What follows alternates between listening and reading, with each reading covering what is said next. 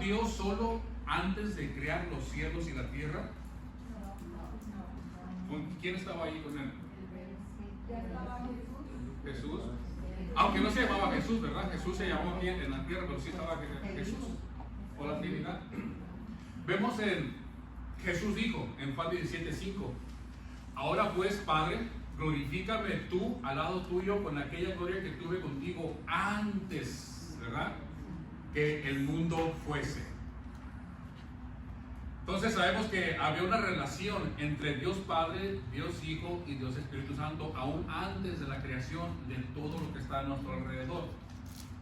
Juan 17:24 de igual manera dice: Padre, aquellos que me has dado, es la oración de Jesús en Juan 17, quiero que donde yo estoy también ellos estén conmigo, para que vean mi gloria que me has dado, porque me has amado ¿desde cuándo? Desde antes de la fundación del mundo. Entonces vemos pues cómo Jesús, o sea, él mismo dice, es eterno. Jesús no fue parte de la creación como algunas personas creen, sino que es mismo Dios. Tenemos Efesios capítulo 1 versículo 3, de igual manera dice: bendito sea el Dios y Padre de nuestro Señor Jesucristo, que nos bendijo con toda bendición espiritual en los lugares celestiales en Cristo, según nos escogió a cada uno. ¿Desde cuándo?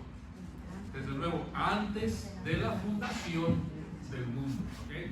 Vemos pues cómo está la relación, cómo antes de la fundación, antes de la creación, Dios ya tenía un plan para cada uno de nosotros. Antes de crear el mundo, antes de hacer nada, ¿será que Dios ya tenía planeado crear al hombre o fue algo que se le ocurrió a última hora?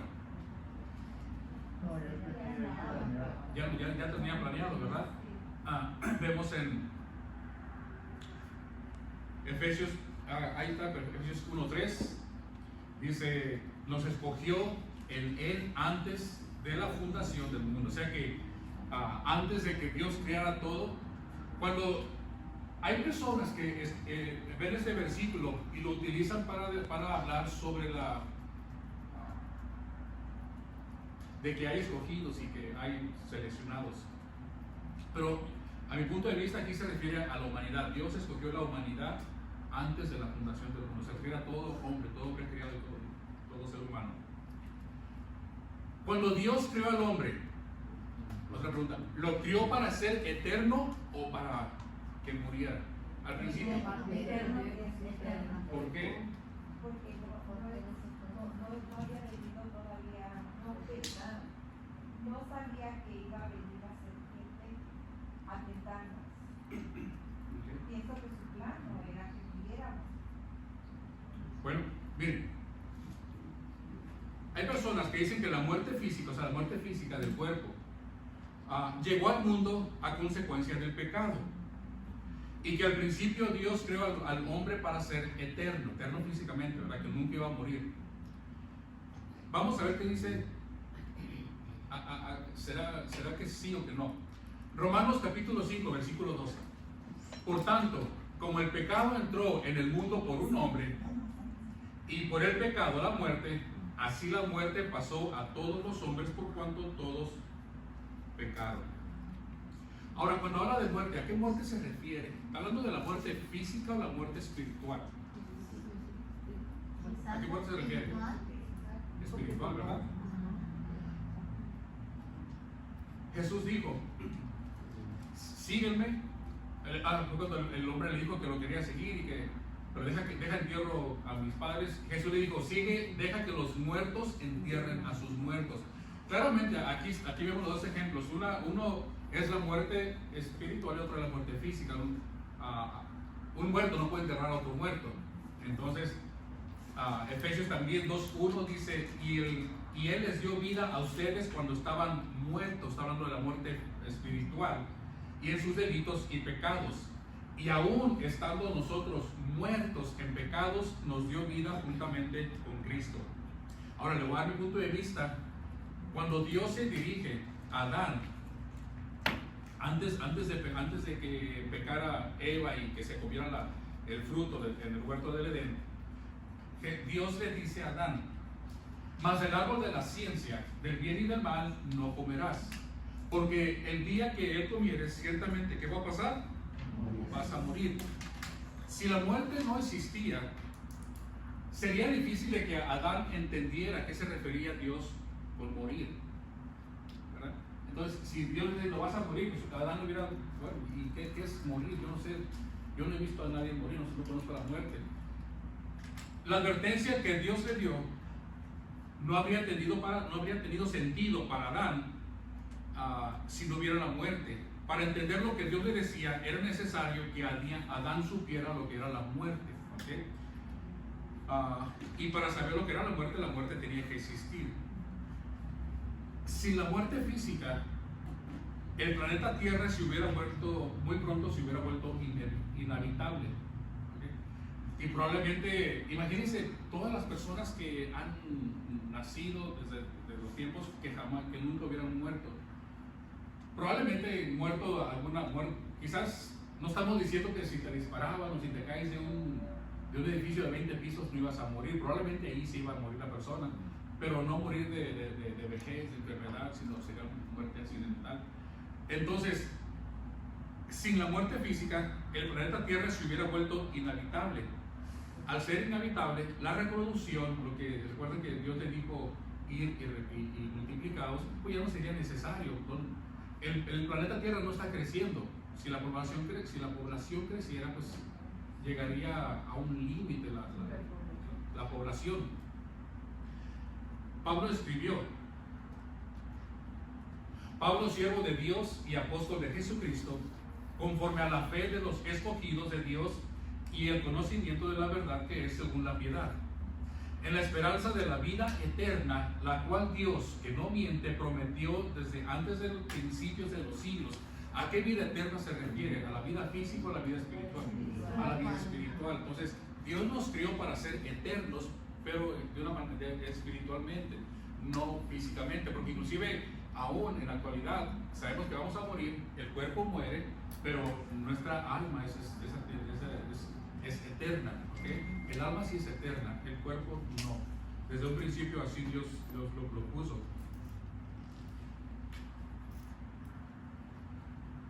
Entonces, aquí en este versículo que vimos, ¿a quién Dios promete la esperanza de la vida eterna? Al que tiene fe. Los que no tienen fe no participan de la vida eterna con Dios. ¿Ok? Todos tenemos la vida eterna, creyentes y no creyentes. La única diferencia es a dónde va a ir el alma de cada persona. Recuerden que el alma de creyente, ¿para dónde va? Para el Señor. Y el alma del no creyente, del incrédulo, del que rechazó a Dios, a Jesús, además al final va a terminar en el lago de fuego o en el infierno, al lago de fuego. Entonces, antes de la creación, ¿qué había creado Dios? Antes de la creación, ¿qué fue lo primero que creó? No, antes de la creación, antes de nada. ¿Hubo algo que Dios creó? No. Al enemigo. Bueno, sí, al enemigo. El universo. No.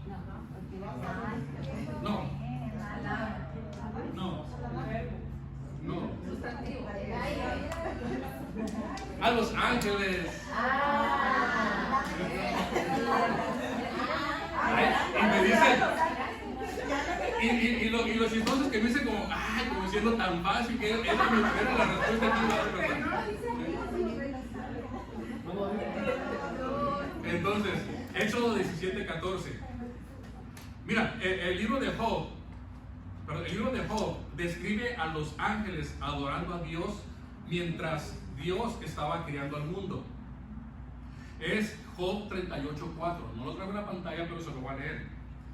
Dios le dice a Job: ¿dónde estabas tú cuando yo fundaba la tierra? Házmelo saber, si tienes inteligencia. Versículo 5. ¿Quién ordenó sus medidas, si lo sabes? ¿O quién extendió sobre ella el cordel? Versículo 6. ¿Sobre qué están fundadas sus bases? ¿O quién puso su piedra angular? Escucha lo que dice el versículo 7. Cuando alababan todas las estrellas del alba y se regocijaban todos los hijos de Dios. Entonces, quiere decir que cuando Dios empezó a crear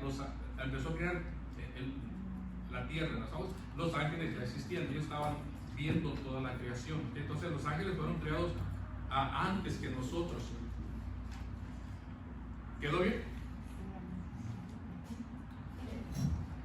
El libro de Génesis es el libro de los orígenes. Habla de los orígenes, de los principios. El principio del hombre, el principio del universo, el principio del pecado, el principio del castigo, el principio del pueblo de Dios. O sea, es el libro de los principios. Si no tuviéramos el libro de Génesis, sería difícil para nosotros entender todo el resto de la Biblia, donde vienen las historias de los 12 tribus. ¿Quiénes eran los 12 tribus? ¿De dónde venían los 12 tribus? Bueno, Génesis nos lo explica. Génesis es el fundamento de toda la Biblia, es el fundamento de la palabra de Dios, de la Biblia. Por lo tanto, no es de sorprenderse que Génesis sea uno de los libros más atacados por el hombre en la actualidad o por el enemigo. ¿Okay? Es el libro que más ha sido atacado, ya que para muchos la palabra de Dios, lo que la palabra de Dios nos enseña sobre la creación, es un conflicto, está en contra de lo que el mundo enseña sobre la creación. Yo recuerdo que a mí en la primaria me enseñaban que veníamos del mono, de la evolución, del Big Bang, de todas las cosas, y realmente pues yo me la creía, es lo que ellos me enseñaban.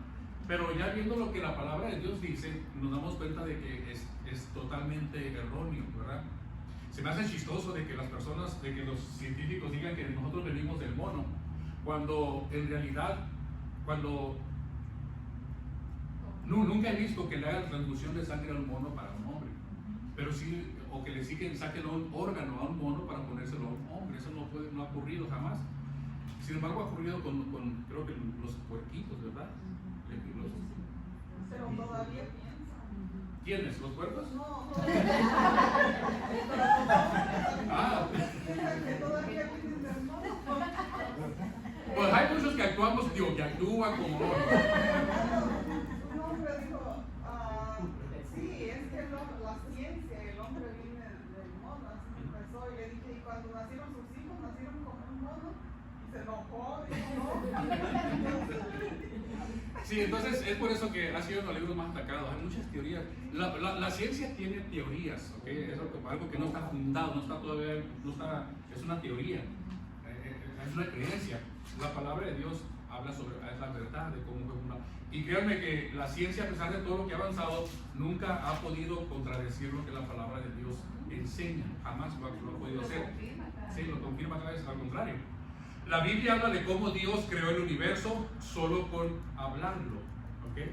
La ciencia habla de la gran explosión por medio de la cual empezó a formarse el universo. Son cosas muy contradictorias. La Biblia nos habla de la creación del primer hombre, mientras que la ciencia habla de la teoría de la evolución, de cómo el hombre se fue formando, todas esas cosas. Entonces, si nos damos cuenta, cuando leemos la Biblia, podemos ver que Dios no nos ha dicho a nosotros todo lo que nos hubiera querido, todo lo que nosotros quisiéramos saber. Porque la palabra de Dios no está para satisfacer nuestra curiosidad. Yo quiero saber esto, voy a ver qué. Yo creo que hay cosas que Dios ha ocultado, son misterios, porque Dios quiere que nosotros actuemos y vivamos por medio de la fe. Hay cosas que la palabra no nos explica realmente, y hay muchas incógnitas, pero lo que sí podemos aprender en la Biblia es cómo conocer el propósito, nuestro propósito aquí en la tierra, cómo vivir una vida mejor, cómo vivir al diseño por el cual Dios nos creó. ¿Okay? Si nosotros vivimos nuestra vida, creo que es fuera de la palabra de Dios, de las enseñanzas que la palabra de Dios nos da, yo creo que sería una vida vil, una vida vana, una vida llena de problemas, cuando nos empezamos a apartar de lo que la palabra de Dios nos dice. Génesis forma parte de un conjunto de libros. ¿Cómo se llama ese conjunto de libros? La Biblia. No. El Pentateuco. ¿Cuáles libros son del Pentateuco? Okay. ¿Y quién escribió esos libros? No. Moisés. ¿Por qué fue Moisés? Bueno, a él se le atribuye la autoría del Pentateuco a Moisés. Éxodo 17:14 dice: y Jehová dijo a Moisés: escribe esto en memoria en un libro, y di a Josué que raeré toda la memoria de Amalec. Números 33:1-2, de igual manera dice: estas son las jornadas de los hijos de Israel. Usted está hablando cuando el pueblo de Israel salió de Egipto, y le dijo Moisés, escribió sus salidas. O sea que Moisés escribió desde que el pueblo salió de Egipto, todas las andanzas, Moisés lo escribió. Aquí vemos en Números 33:2. También vemos en Deuteronomio 31:9, y escribió Moisés esta ley. Está hablando de Números, de Deuteronomio, Moisés la escribió. Si nos damos cuenta, el libro de Génesis lo podemos dividir en dos partes. Estamos hablando del capítulo del 1 al 11, habla sobre la historia de Dios y el mundo, ¿ok? Los capítulos del 12 al 50 hablan de la historia de Dios y Abraham, y ya con el pueblo, las tribus y el pueblo de Dios, que por cierto va a ser nuestra próxima serie. Recuerden que empezamos la serie empezamos la serie de los 12 apóstoles. Estamos en la serie de los 12 jueces. Terminando la serie de los 12 jueces, vamos a ver la serie de las 12 tribus, ¿okay? No hay nada científico ni nada místico con el número 12, simplemente que así se dio, así está la palabra de Dios, ¿okay? No le quiero sacar una definición, es que el 12 significa 6 más 6, pues sí. Pues sí. Pero es un número muy específico en la palabra de Dios. Encontramos el 12 en las 12 puertas, las 12 al final. en el cielo, en el tabernáculo. Bueno, era más unas preguntas que se me ocurrió hacer antes de empezar a lo que es el ese. Pero, ¿quedó alguna duda? ¿Algo que usted haya escuchado anteriormente? ¿Vamos bien? Bueno, vamos a ver, entonces ahora sí, Génesis capítulo 1, versículo 1 al 5, creo que les puse ahí. El primer versículo de la Biblia establece que el mundo no comenzó por sí mismo, o sea, no fue causa de una explosión, no fue causa de la evolución a través de millones y millones de años, sino que nos hace saber desde el principio que Dios fue quien lo creó. Entonces, el universo no es producto de la evolución, es producto de la mano de Dios, ¿okay? Él hizo todo. Vamos a ver el versículo 1 y 2, lo vamos a dividir para su estudio, ¿okay? Para entender algo sobre ello. Génesis 1:1, en el principio creó Dios los cielos y la tierra. Entonces, cuando vamos a ver que en Génesis para Dios hay varios nombres o varias características. Cuando dice aquí, en el principio creó Dios, el autor, en este caso Moisés, cuando escribió Dios, ¿qué nombre le dio?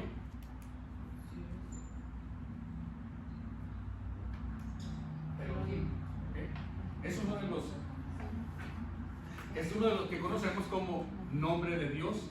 Ahorita le voy a explicar que yo no creo que es un nombre de Dios, ahorita le explico. Entonces, en el original, en Génesis 1:1, la palabra hebrea que se utilizó fue la palabra Elohim, ¿okay? Que se usa para hablar del plural de Dios. Un ejemplo usted lo puede ver en Génesis 1:26. Además, casi en todo Génesis, cuando aparezca la palabra Dios, es la palabra Elohim, ¿okay? Génesis 1:26, cuando Dios dice hagamos al hombre, habla de la pluralidad de Dios, hagamos al hombre a nuestra imagen y semejanza. Por cierto, nunca se le ocurra defender la Trinidad con ese versículo, pero ya les había explicado. Cuando dice hagamos al hombre a nuestra imagen y semejanza, hay personas que dicen, no, es que ahí está hablando de la Trinidad. No lo podemos usar como fundamento, porque si yo digo, bueno, vamos, nosotros fuimos al parque, ¿cuántos fuimos nosotros? ¿Cuántos éramos? ¿2, 3, 4, 5? Más de 2. Más de 2. Entonces, puede ser, cuando Dios dijo, hagamos al hombre, alguien puede refutar y dice, no, pues ahí a lo mejor eran 6 o 7. Entonces, no lo podemos usar como fundamento para la Trinidad, ¿ok? Aunque lo podemos usar como un respaldo, pero usando otros versículos que aparecen en la palabra de Dios. Bueno, la palabra Elohim habla de la supremacía y el poder de Dios. ¿Ok? Salmo 33:6 dice: por la palabra de Jehová fueron hechos los cielos, y todo el ejército de ellos por el aliento de su boca. Él junta con montón las aguas del mar, Él pone en depósitos los abismos. Versículo 9, Salmo 33:9. Porque Él dijo y fue hecho, Él mandó y existió. Está hablando del poder de Dios, del poderío de Dios, ¿ok? De la supremacía de Dios, Elohim. La palabra Elohim, aunque hemos escuchado que es uno de los nombres de Dios, uno de los muchos nombres con que la Biblia se refiere a Dios, vamos a ver que no es un nombre específico para Dios. Se usa es usado en la Biblia para otras cosas que no es Dios. La palabra Elohim no es de uso exclusivo de Dios. Elohim no es un nombre, es una característica de Dios. Te voy a dar un ejemplo. En Éxodo 22:9, se lo voy a dejar, ahí está la pantalla. Dice: en toda clase de fraude, sobre buey, sobre asno, sobre oveja, sobre vestido, sobre toda cosa perdida, cuando alguno dijere, esto es mío, la causa de ambos vendrá delante de los jueces, y el que los jueces condenaren pagará el doble en su prójimo. Bueno, en ese versículo, en el hebreo original, viene la palabra Elohim. ¿Usted vio la palabra Dios ahí? ¿En dónde cree que se usó la palabra Elohim? Viene dos veces la palabra Elohim ahí. Con los jueces. ¿Quién dijo jueces?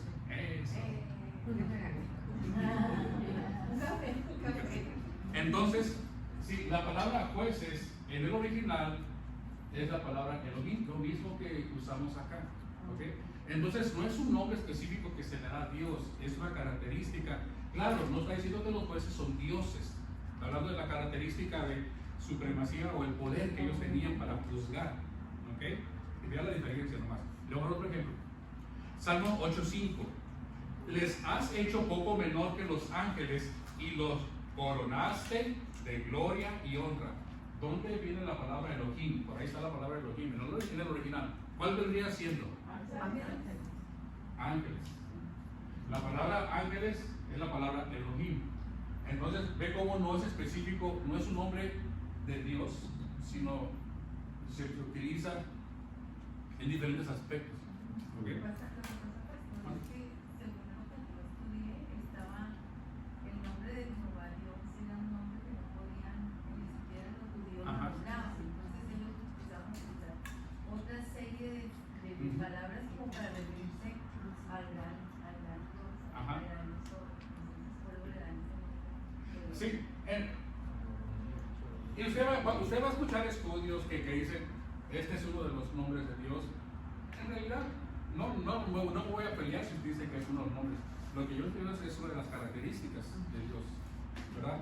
No es un nombre propio de Dios, porque si fuera un nombre propio de Dios, no se lo pondrían a los ángeles y no se lo pondrían a los jueces. Es una característica de Dios. Recuerda que Elohim habla de la supremacía y el poder de Dios. Y lo habla en Génesis porque Elohim, Dios, fue cuando crió, está demostrando su poder y su supremacía para crear todo, todo lo que hizo. Entonces, la palabra ángel es la palabra Elohim en el hebreo original. Ahora, otro lugar donde aparece la palabra ángel como Elohim es el Oseas capítulo 12 versículo 3. Oseas 12:3, ahí va a encontrar la palabra ángeles, la palabra ángel en singular y también la palabra Elohim. Son los únicos dos lugares en todo el Antiguo Testamento donde Elohim toma el lugar de ángeles. ¿Okay? Cuando usted vea en el Antiguo Testamento la palabra ángeles, no vaya a pensar que es Elohim, solamente es en Salmo 8:5 y en Oseas 12:3. Por ejemplo, aquí en Génesis 19, recuerda cuando llegaron los ángeles, estaba Abraham y llegaron los ángeles y Abraham les preparó un platito para comer. Dice, llegaron pues los dos ángeles a Sodoma a la caída de la tarde. No fue a Sodoma, a la caída de la tarde. Ahí la palabra ángeles no usaron la palabra Elohim, usaron la palabra Malak, que esa es la más común que se usa en todo el libro del Antiguo Testamento. Malak, ¿ok? ¿Mande? Con Lot, sí, los ángeles. Y también en el Nuevo Testamento, como ya en el griego, ¿cómo se les llaman los ángeles? Ese es el Antiguo Testamento. Angelus o los mensajeros, que igual es Malak, pero ese es en hebreo, mensajeros. Entonces, quedó más o menos bien lo de Elohim, ¿ok? Que no es el nombre. No es un nombre propio de Dios, es una característica.